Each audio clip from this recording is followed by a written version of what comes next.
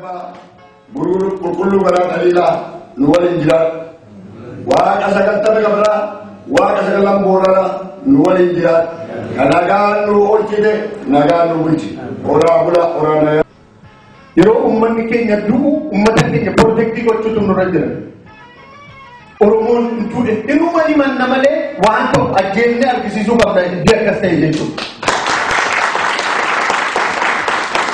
The national language of Ethiopia 11 years back, but I'm always warning our activists not to be taken away by language because Mallas is ruling us by using Amharic for months, and the Opido is serving him by using Oromifa from Oromia.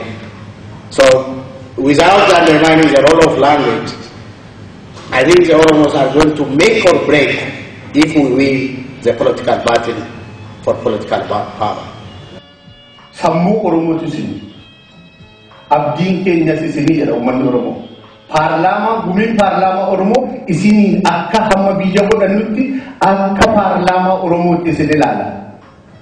Scientist ya Professor Muhammad Asampata Sira, Professor Makurea Bulchaba Sira, Professor Asapa Jalata Sira, Undipun, Professor Doctorata, Utusi Kamnu Pachagu, Utusi Kamnu Oromo Navajo.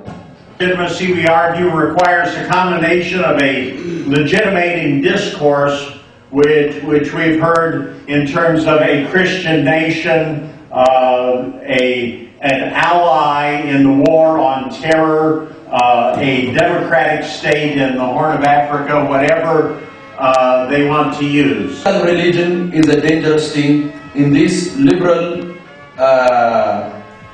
modern society. So we have to guard ourselves from romanticizing religion.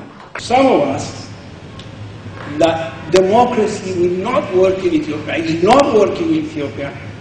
Despite that view, we still need to fight.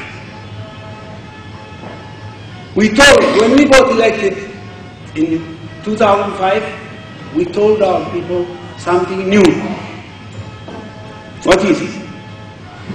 We told them for once that they have another weapon with which they can fight.